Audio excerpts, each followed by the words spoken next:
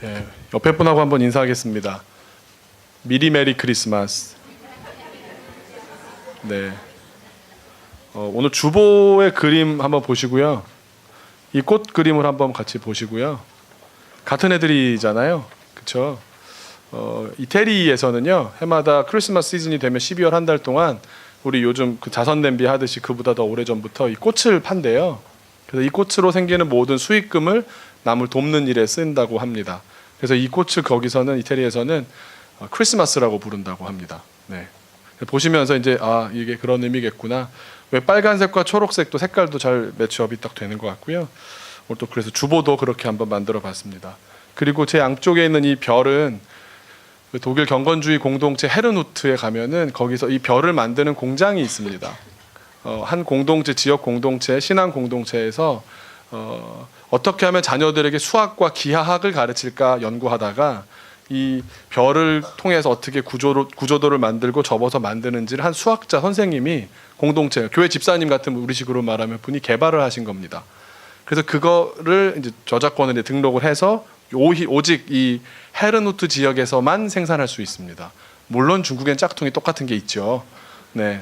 근데 이걸 지금도 손으로 만들고 있고요. 종이로 만든 거, 또 플라스틱으로 만든 거 등등이 있는데 이 만들어서 팔리는 수익금을 가지고 이 전체 지역 공동체가 살아납니다.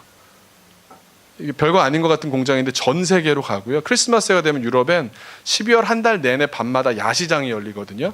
근데 우리식으로 이렇게 뭐 트로트 틀어놓고 뭐 이렇게 엿팔고 이런 게 아니고요. 아주 아름답게 예쁘게 시내 한복판에 그 광장들을 다 수레들이 이제 다 차지를 해서 불을 켜놓고 이 별만 파는 집, 뭐 이렇게 단 거 파는 집, 또 맹쇼 같은 거 파는 집 다 즐비하게 늘어서서 한 달 동안이 춥지만 오히려 다시 나와서 하나 되는 그런 공간으로 삼는데 이 별이 유럽에 가서 그래서 보시면 교회마다 별이 뭐 비슷한 별이 좀 있고 뭐 이케아 별도 약간 비슷하고요. 뭐 어떤 회사들마다 있는데 이게 오리지널입니다. 거의 200년 정도 된 그런 역사가 있고요. 신앙 공동체에서 아이들을 가르치기 위해서 또 더불어 공동체의 생활을 위해서 또 그 자금을 가지고 선교하는 용도로 썼던 한 사람의 좋은 아이디어가 굉장한 일들을 벌였던 그런 역사가 있는 별입니다. 우리 교회가 아무거나 갖다 놓지 않습니다. 네. 여기 이제 이태리 스타일, 근데 여기 독일 스타일. 요건 아시겠지만 오스트리아 스타일, 네, 오스트리아 스타일. 네, 유럽 스타일로 이렇게 계속 진행하도록 하겠습니다. 네, 오늘 말씀 보시는데 먼저 구약 말씀 같이 보시겠습니다. 오늘 구약 말씀 먼저 보시는데요. 잠언 6장 6절, 7절, 8절 세 절 말씀 짧은데요. 한 목소리로 같이 읽겠습니다. 시작. 게으른 자여 개미에게 가서 그가 하는 것을 보고 지혜를 얻으라. 개미는 두령도 없고 감독자도 없고 통치자도 없으되 예비하며 추수 때에 양식을 모으느니라. 아멘. 요즘 아마 제일 핫한 사람이 누구냐라고 하면 아마 이국종 교수님이라는 분이 아닐까 싶습니다. 많이들 아시겠지만 그렇게 유명해지신 데에는 두 번의 유명한 사건이 있었습니다. 두 사건 모두가 다 대한민국을 온통 뒤흔들었던 그런 사건이었고 그 사건의 결과 얻었던 피해를 가지고 살았던 두 명의 피해자를 그 피해자 두 분 모두를 아주 극적이면서도 아주 희박한 성공률이었음에도 성공적으로 살려낸 업적이 있기 때문에 유명해지셨습니다. 하지만 그렇게 유명해졌지만 그의 삶을 파헤치다 보니까 그 이면에서 들려오는 이분의 헌신적인 삶이 오히려 더 큰 울림이 되었습니다.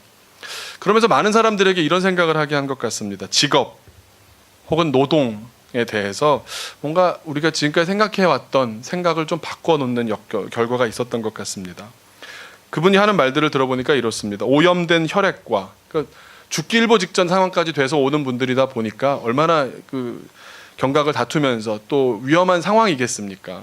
오염된 혈액, 세균에 늘 감염될 위기 속에서 게다가 외상 중증 환자들의 촌각을 다투는 수술 현장에서 또 그런 사고들이 주로 산업 현장에서 발생되다 보니까 사회적으로 아무래도 좀 어려운 사람들을 만나면서 그들을 구조하고 그들과 얼굴 맞대어 그들 속까지 다 들여다보면서 살려내면서 이번에도 얘기를 들어보니까 뭐 20-30cm짜리 기생충들을 수십 마리를 직접 손으로 다 걷어내면서 또 한 사람의 몸에 필요한 혈액의 3배나 되는 혈액으로 한 사람의 몸에 다 계속 투입하고 빼고 게다가 그렇게 힘든 일이라는 것뿐만 아니라 그 일을 하는 것에 대한 보상도 온전하지 않아서 심지어 수천만 원 혹은 수억 원이 드는 의료비에 대해서도 지난번 있었던 사건에 대해서도 누가 낸다는 사람도 없는 상황에 그런 전력이 있지 않습니까? 뭐 석혜균 선장님 때 얘기를 하면서 수술 때는 온 인터뷰나 사람들이 관심을 가졌지만 누구 하나 제대로 의료비를 감내하겠다라는 사람이 없어서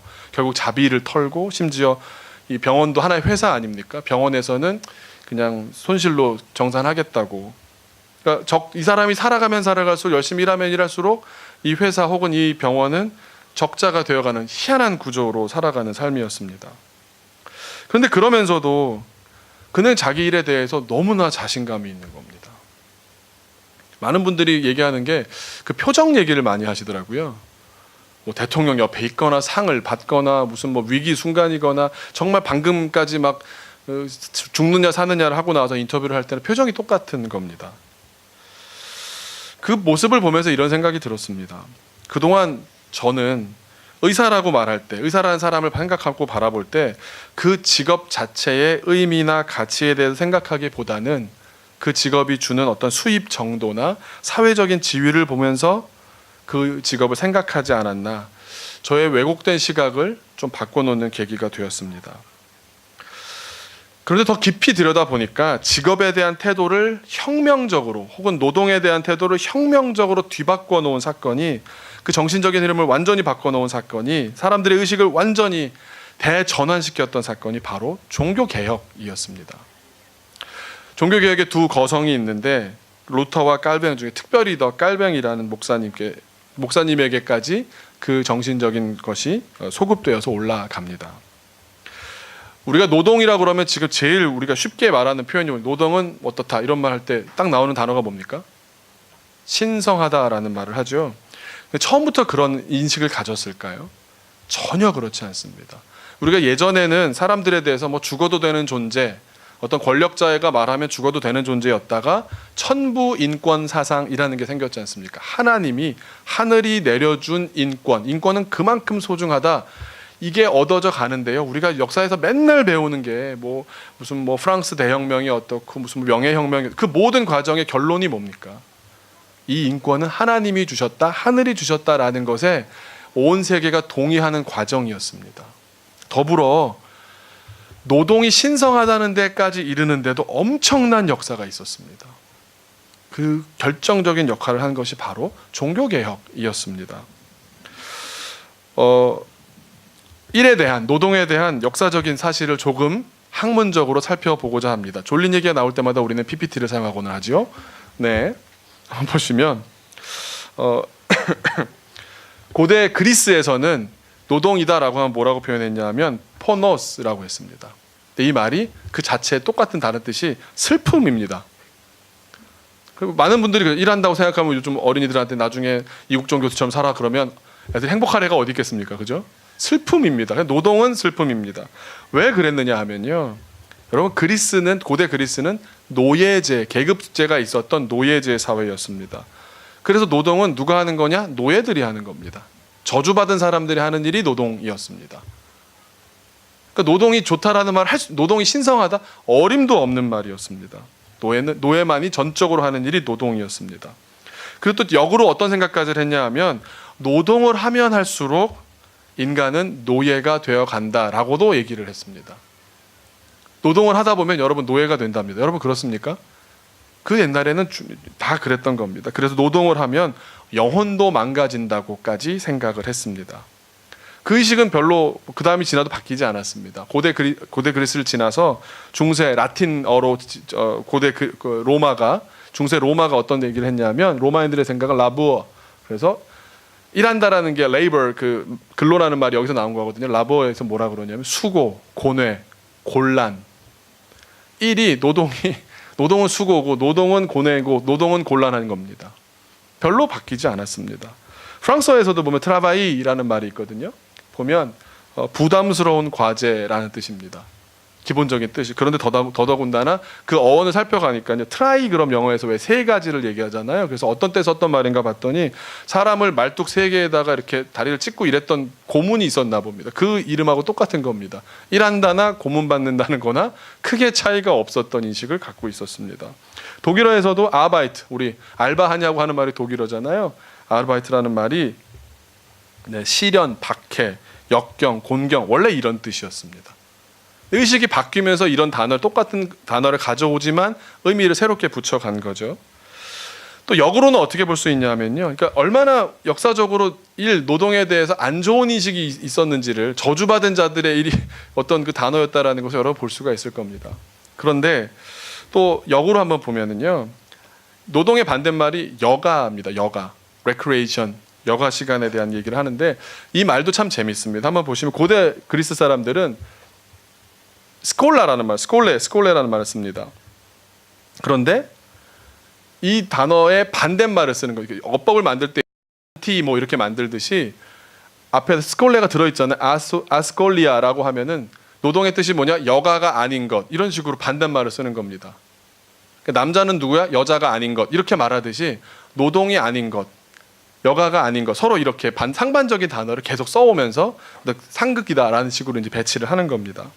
중세 로마도 그랬습니다. 중세 로마인들의 생각을 보면 오티움이라는 말이 여가라는 뜻인데 이 여가에 대한 반대말, 여가가 아닌 것이라는 말이 바로 네고티움, 여가가 아닌 것. 그래서 이 말에서 나와서 이제 라틴어 계열의 언어 중에 스페인어가 있죠. 스페인어에서는 네고시오 그러면 여가가 아님, 노동이라는 말 자체를 여가가 아님이란 단어로 썼습니다. 네, 이게 왜 이런 걸 해야 되냐 이런 생각이 들지 않습니까 지금? 네, 이 말에서 볼 수 있는 게 뭐냐면요. 사람들은 노동을 한다는 것에 대해서는 내가 노동을 한다, 내 인생 저주받았네 이런 식의 생각을 하고 있었습니다. 이게 산업혁명 이전까지 그랬습니다. 산업혁명 이전에 사람들은 그저 계절에 맞춰서 날씨에 따라 내가 일할 수 있는 그 산업에 맞춰서 간헐적으로만 일할 뿐이었습니다. 계급제 사회에서 생각해보세요. 내가 열심히 일한다고 해서 내 계급이 바뀌는 것도 아니고 내가 바꿀 수 있는 게 아무것도 없는데 열심히 일할 의미가 없는 겁니다. 그런데 산업혁명 시대를 지나면서 그 유명한 존 로크나 애덤 스미스를 거치고 마침내 누구에게까지 가냐면 이제 마르크스라는 사람한테 갑니다. 네, 주사파 느낌이 나죠. 마르크스에 와서 노동이 이제는 최고의 가치가 됩니다. 노동이야말로 하면서 완전히 다른 노동에 대한 새로운 이해가 생겨나는 겁니다. 어떻게 노동에 대한 이런 의식의 대전환이 일어났을까? 마르크스라는 사람이 주로 많이 알려졌고 사회적인 영향이 더 컸고 실제로 공산주의가 많이 확장됐기 때문에 그걸 설명하는 방식이 노동에 대한 인식이 이렇게 아주 저주받은 것에서 신성한 것으로 바뀌어지는 데 있어서 제일 먼저는 마르크스라는 사람이 주장한 이론이 하나 있었습니다. 그거는 다 돈으로 설명하는, 유물론적으로 설명하는 겁니다. 물질로 설명하는 겁니다. 그런데 이 영향력이 컸기 때문에 사람들이 그렇게 받아들이지만 지난주에 제가 소개시켜드렸던 분이 있었죠. 한번 보여주시면 네, 딱 얼굴도 독일 사람처럼 생겼죠. 네, 막스 베이버라는 사람이 쓴 프로테스탄티즘 윤리와 자본주의 정신이라는 책에서 새로운 이론을 얘기를 하는 겁니다. 경제적인 원인, 유물론적인 원인, 물질적인 원인도 중요했지만 그 근저에 흐르고 있는 문화적인, 그러니까 사람들의 내면에 노동에 대한 태도가 바뀌었다는 겁니다. 이 사람들이 왜 이렇게 바뀌었지? 생각이 왜 달라졌지? 막스 베버가 아주 그걸 현상을 분석하고 이제 소급해서 올라가 봅니다. 그러면서 뭔가 내적이고 자발적인 강제력을 사람들이 갖더라라는 겁니다. 아무도 안 시켰는데 스스로 열심히 일하는 의지를 가진 사람들이 생겨난 겁니다. 중세 때 이런 사람들이 없었거든요. 산업혁명기를 거치면서 사람들이 막 열심히 일하는 겁니다. 스스로 일이 좋아서 일하기 시작했다는 말입니다. 무엇이 사람들을 자발적으로 일하게 만들었을까? 그 이야기가 결국 이 책의 내용이기도 하고요. 깔뱅의 신학을 볼 수 있는 중요한 틀거리가 됩니다.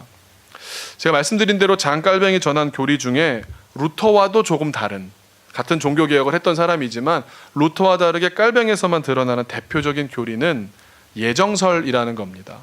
그래서 우리 장로교 신자들이 깔뱅 형님 할아버지 직제거든요. 저희가 우리는 다 예정설이라는 교리를 갖고 있습니다. 내용이 뭐냐면 인간 영혼을 구원되느냐 안 되느냐 하는 것은 하나님에 의해서 이미 결정되었다는 겁니다. 여러분 이런 얘기 들으시면 어떻습니까? 예정서를 들을 때 사람들의 반응이 딱 두 가지로 나옵니다.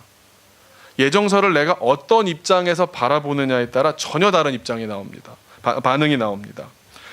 내가 하나님의 관점에서 바라볼 때랑 내가 지은바된 죄인된 입장에서 바라볼 때가 전혀 다릅니다. 나도 하나님인 것처럼 하나님하고 1대1로 맞닥뜨리면서 그런 식으로 생각하면요, 어떻게 느껴지냐 하면, 하나님 당신이 뭔데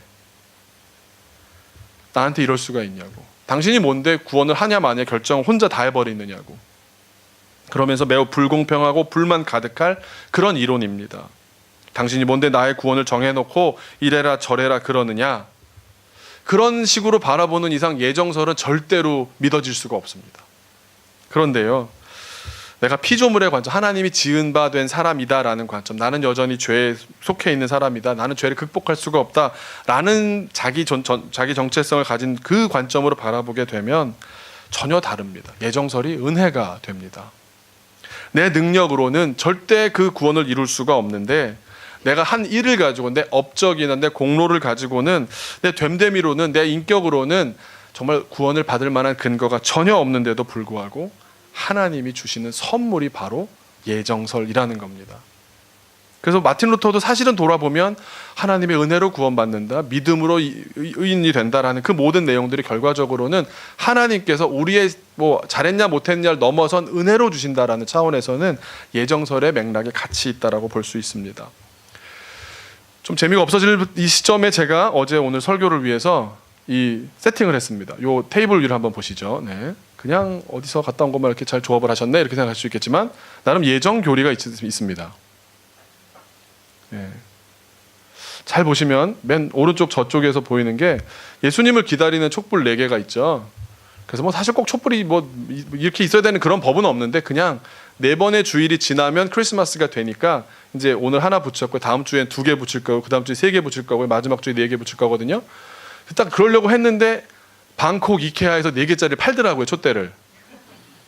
제가 신앙을 중심으로 먼저 저걸 만든 게 아니고요. 그런 게 있길래 마저 샀는데, 마침 방콕 하면 뭐가 유명하다? 이케아. 네, 제가 이케아에서 돈 받은 건 없습니다만 예수님을 기다리는 가운데 예수님이 오십니다.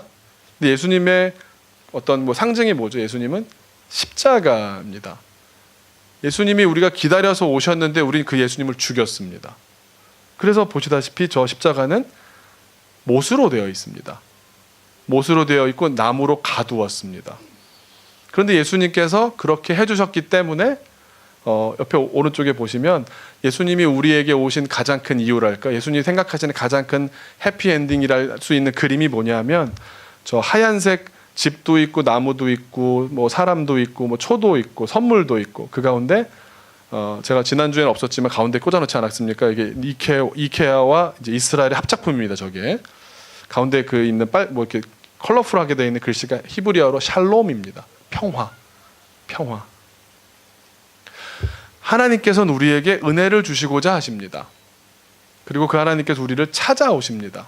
그런데 우리가 결정적으로 예정설을 믿을 때 우리를 긴장시키는 한 대목이 나옵니다. 뭐냐 하면, 내가 예정받았는지를 모릅니다.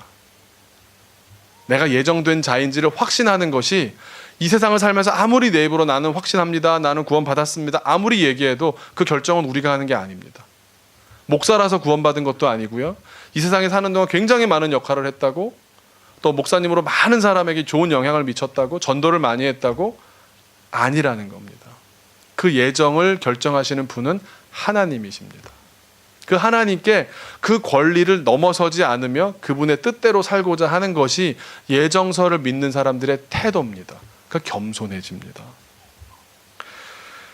예정되었는지 여부를 알 수 없는 상황에서 최선으로 살아가는 방법이 뭐겠습니까? 구원에 관한 확신을 잃지 않고 각자의 주어진 직업에 최선을 다하는 겁니다. 요 간단한 문장이요, 삶으로 드러나기 시작합니다. 다 예정설을 믿는 깔뱅주의자들이 뭐 네덜란드를 기점으로 해서 미국으로 넘어가게 되고 지금 한국까지 와서 장로교가 엄청 커지고 스코틀랜드로, 이 수많은 사람들의 공통된 생각이, 의식이 하나 드러나기 시작하는데, 그것은 뭐냐 하면, 우리는 예정되었는지 알지 못하나 주님은 우리를 예정하신 것으로 믿고 우리에게 주어진 삶 가운데 하나님은 나를 바라보신다라는 생각을 가지고 내게 주어진 직업을 최선을 다해서 살아간다. 이게 깔뱅주의자들, 장로교 신자들의 공통점입니다. 그러니까 한마디로 말하면 내가 하는 일은 그냥 하는 일이 아니라 하나님께서 부르심이다라고 받아들이는 겁니다. 그래서 당신의 직업이, 당신의 job이 뭐냐고 물어보는 게 아니라 크리스천끼리는 당신의 콜링이 무엇입니까? 라고 물어본다는 겁니다. 이 변화를 한번 그림으로 보여드리려고 하는데요. 한번 그림 첫 그림 한번 보여줘 보세요. 원래 사람들은 중세적인 그림을 갖고 있었습니다, 머릿속에. 그래서 유명한 그림인데요. 엘 그레코라는, 그레코라면 이제 그 그리스라는 뜻이잖아요. 원래 그리스 출신이었던 사람이 이제 스페인으로 당대의 세계의 중심이었던 16세기에 스페인으로 건너가서 스페인 황실의 유명한 화가가 됩니다. 그리스 출신 사람이라 그랬는지 이름이 엘 그레코입니다. 근데 이 사람이 그린 그림의 제목이 오르가스 백작의 매장이라는 제목의 그 그림입니다. 한번 더 가까이 한번 보시면 아까 이렇게 되어 있는 그 벽에다 그린 그림인데 그걸 보시면 이렇게 되어 있습니다. 이게 중세 사람들 머릿속의 세계관입니다. 그러니까 밑에 두 개 세계가 나눠져 있는 거 보이시죠? 그리고 굉장히 화려합니다. 보여지는 것이 중요합니다. 그리고 요즘도 그러는 게 있지만 왜 결혼식이나 이런 데 가면 누구 얼굴 빠지느냐 안 빠지느냐 굉장히 중요하잖아요. 이때도 그랬습니다. 그래서 한번 일단 보시면 일단 화려하다는 것, 저 하늘에는 하늘나라가 무조건 죽어서 가는 나라였습니다. 그래서 천국 갈래 지옥 갈래 이 세계관에 완전히 매몰되어 있었습니다. 그리고 이 그림에 내가 등장하느냐 안 하느냐가 구원 받느냐 안 하느냐만큼 중요한 일이었습니다. 그래서 다음 사진을 보시면요, 이 그림을 공부하는 책입니다. 이게 여기 참가자가 누군지를 이제 밝혀주는 겁니다. 예. 보여지는 것, 누가 나왔나 안 나왔나 이런 외적인 요소를 매우 중요하게 생각하는 방식의 사고가 카톨릭 시대에, 중세 시대에 있어 왔습니다. 그런데 이게 중세적인 신앙 세계관이었거든요. 그런데 좀 한 100년도 안 지나서 이제 종교개혁이 진행된 다음에 종교개혁이 아주 깔뱅주의가 아주 강력하게 퍼진 지역이 네덜란드입니다. 네덜란드에서 렘브란트라는 사람 여러분 들어보셨을 겁니다. 거의 뭐 그가 그린 남아있는 그 유화가 650점쯤 되는데 한 5분의 1, 4분의 1 정도가 다 기독교 그림입니다. 신앙적인 그림인데 이분이 생각할 때 가장 거룩한 가족의 모습은 어떻겠습니까? 이 정도 돼야 멋있지 않습니까? 한 칸 앞으로 가보시겠어요? 네, 뭐 멋있잖아요. 한 가족을 하나님께서 위해서 돌보시고 막 위대한 사람들이 내 곁에 언제나 있고 어깨를 나란히 해서 나의 삶을 지켜주는 것 같고 사람과 하늘이 다 나를 돌봐주는 것 같은 이런 식의 사고방식을 여러분이 아직도 신앙적으로 갖고 있다면 오히려 카톨릭이 잘 맞으실 수도 있습니다. 그런데 1640년에 그러니까 이 그림은 1588년이고요. 100년이 채 되지 않아서 80년 아니죠. 한 50년 정도 뒤에 이제 종교개혁 세계관이 유럽으로 퍼지면서 네덜란드 렘브란트라는 사람이 그린 그림 가운데 거룩한 가족 혹은 뭐 성가족이라고, 성자 많이 들어가잖아요. 카톨릭에서는 뭐 성 이런 식으로 성가족, 그러니까 아주 거룩한 가족의 모습이라고 렘브란트가 생각한 가장 아름다운 모습. 여러분 보고 싶지 않습니까? 제 뜸을 계속 드리고 있는데도 이렇게 기대를 안 하시면 정말 섭합니다. 거룩한 가족 렘브란트, 세계적인 거장 렘브란트가 그린 거룩한 가족 나와 주세요. 이거예요. 네, 실망감이 이렇게 뭔가 쫙 돌지 않습니까 지금? 그냥 시골 농부의 평범한 일상의 모습입니다.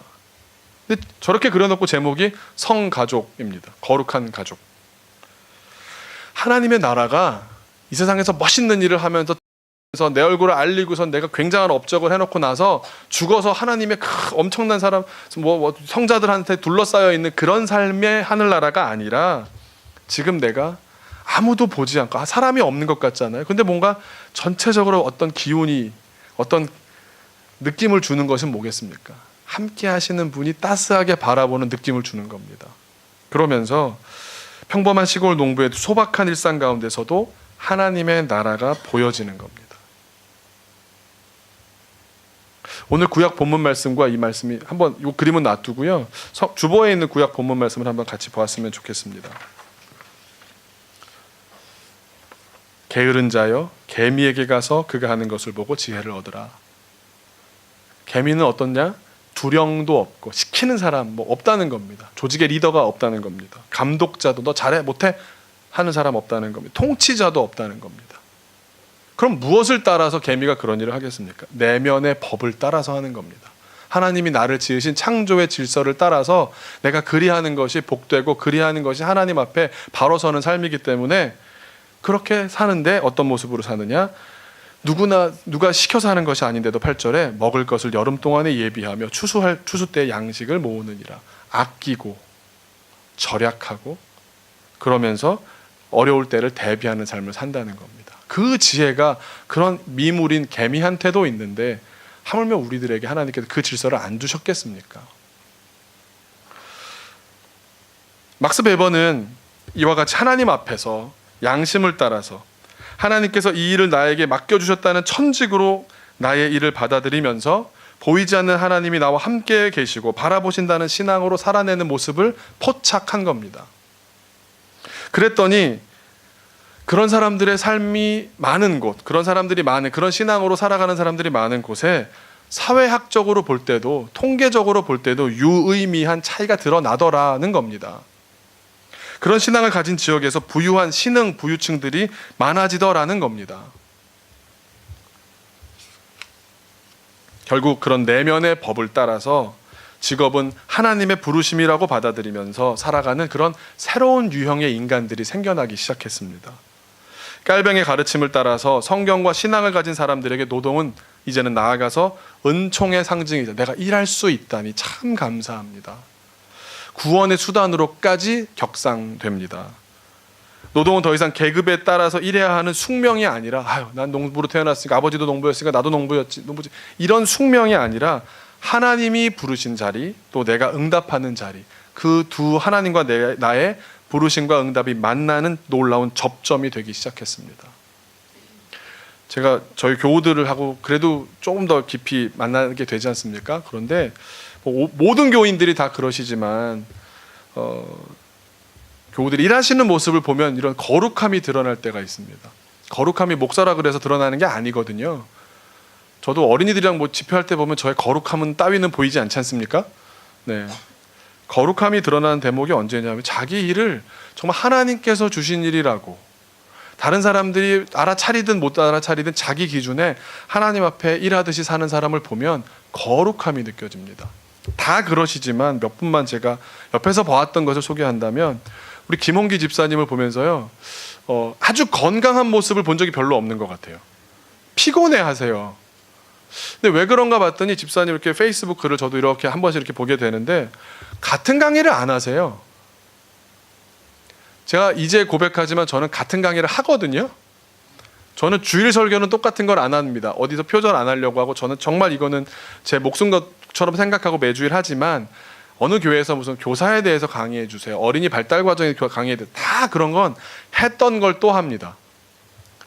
그래도 교회가 다 다르다 보니까 알아서 이렇게 같은 레파토리로 하거든요. 근데 김홍기 집사님은 강의 내용이 어디 영상에 올라오는 것도 아닐 텐데 같은 주제라 하더라도 새로운 내용들을 추가를 하시고 계속 책을 읽으시더라고요.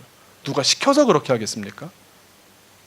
내게 주어진 이 일에 누구보다도 신명을 다해서 하나님이 부르신 명령이라고 생각해서 그 일을 감당하는 겁니다. 그런 모습 볼 때 옆에서 피곤하실 때 제가 사우나 같이 가시죠? 이런 말을 못 하겠더라고요. 그런 거룩함이 드러나는 겁니다. 제가 얼마 전에 두 집의 개업을 갔다 왔는데 먼저 간 집이 박은하 성도, 유기범 성도 같이 이제 새로운 사업을 시작하셨는데요. 와달라는 말씀을 듣고 계속 오랫동안 생각이 들었습니다. 어떤 말씀을 전해야 할까? 그리고 무슨 개업 신방, 개업 예배 이런 걸 안 해보신 분들인데 너무 제가 부담스럽게 말씀 몇 페이지 보시겠습니다. 이것도 아닌 것 같아서 계속 기도하는데 어떤 마음을 주셨냐면 건강하셨다가 건강을 잃어버리셨던 분이거든요. 그리고 건강을 되찾으셨었거든요. 사람들이요 자기 걸 잃어버리고 나면은요 원망합니다. 왜 나한테 이런 일이 벌어졌냐고, 왜 나만 이런 삶을 살아야 하냐고, 다 건강한데 왜 나만 이러냐고.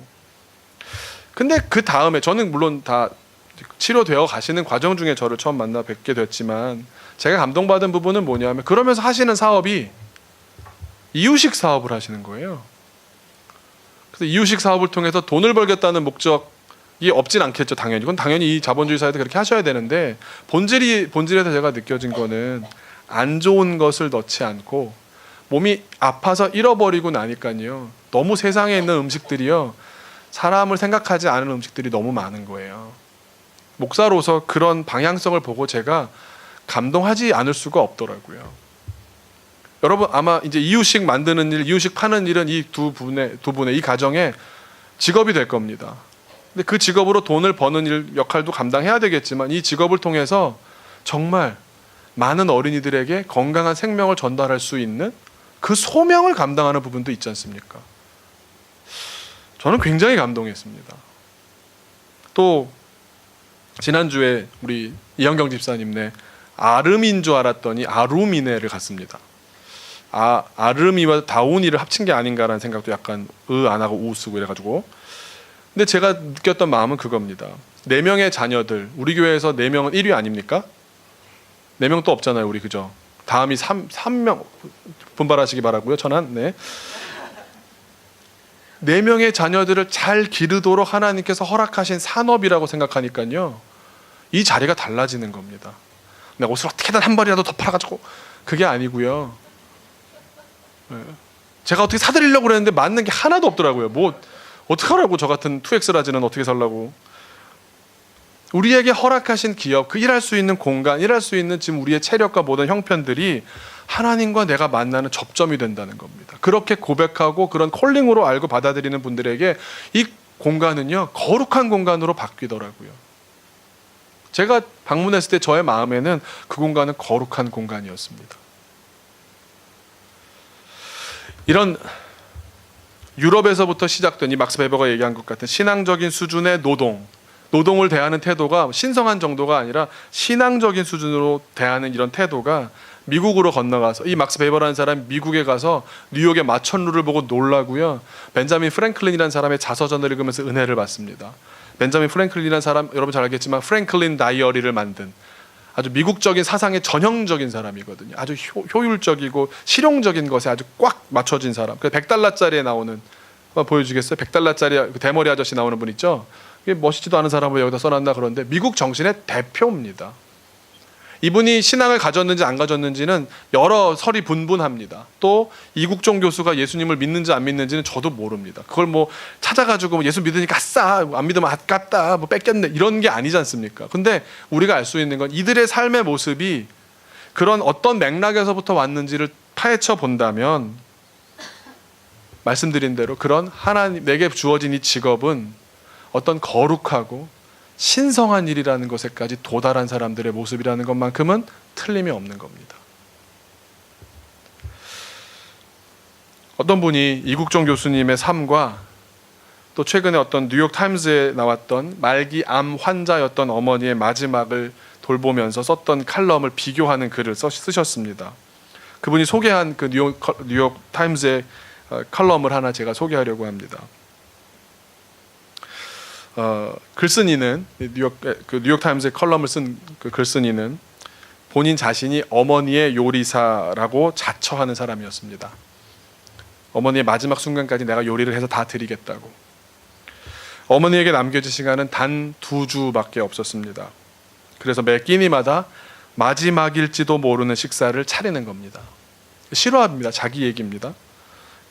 영국 사람인데 뉴욕 타임즈에 기고를 한 건데요. 하지만 다가오는 죽음을 암시라도 하듯이 어머니의 식욕은 아무리 잘 차려드려도 식욕이 계속 떨어지기만 하는 겁니다. 여러분, 돌아가시기 전에 어른들에게 보여진 현상 중에 하나가 곡기를 끊는다고 그러죠. 음식을 거부하는 일이 벌어지거든요. 식욕이 계속 떨어져만 가니까 그걸 보는 마음이 얼마나 무너지겠습니까? 그런데 어느 날 저녁에 어머니께서 들뜬 목소리로 갑자기 새우가 먹고 싶어 그러더랍니다. 말씀을 듣자마자 부엌으로 달려가서 냉동고를 다 열어봐도 새우가 없던 겁니다. 여동생한테 물어봐도 없어서 둘이 같이 집 근처 새우를 팔 만한 식당이 어디 있을까, 새우를 맛있게 하는 식당이 어디 있더라 생각을 다 동원해서 집 근처에 있는 태국 식당으로 갔습니다. 가서 주문을 하고 또 그분들이 요리를 한 것을 받아다가 포장으로 이제 받아서 이제 오는 겁니다. 최대한 빨리 음식을 갖고 돌아왔습니다. 어머니께 대접을 해드렸더니 어머니가 맛있게 드시더랍니다. 아주 새우를 너무너무 맛있게 드시면서 마지막 말씀에 정말 맛있구나. 그 말씀과 함께 어머니는 마지막 식사를 마치셨답니다. 그렇게 어머니를 떠나보내는데 마지막 한 끼가 그렇게 이 글 쓴 사람의 마음을 울리는 겁니다. 그러면서 그때 그분의 머릿속에 이런 게 스쳐 지나가더랍니다. 자기가 그 음식을 시켜놓고 배달 음식을 가져오기 위해서 기다리는 동안 그 식당 부엌에서 뜨거운 조리 기구들과 식기 세척기를 오가면서 분주하게 일하고 있던 10명 정도 남짓된 그 사람들, 그 직원들이 떠오르더랍니다. 그러면서 이렇게 썼습니다. 북잉글랜드의 작은 태국 식당에서 일했던 사람들은, 그러니까 자기 어머니를 위한 요리를 했던 그 사람들은 그날 저녁에 그들이 일함으로써 누군가의 마지막 식사를 요리하는 영광을 누렸다는 사실을 알지 못했을 것입니다.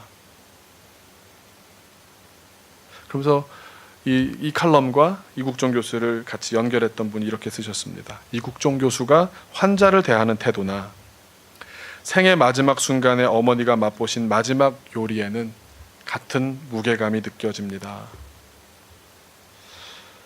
우리가 만든 요리 한 그릇에도, 우리가 작성하는 문서 한 장에도 다른 사람의 삶이 얽혀 있을 수밖에 없습니다.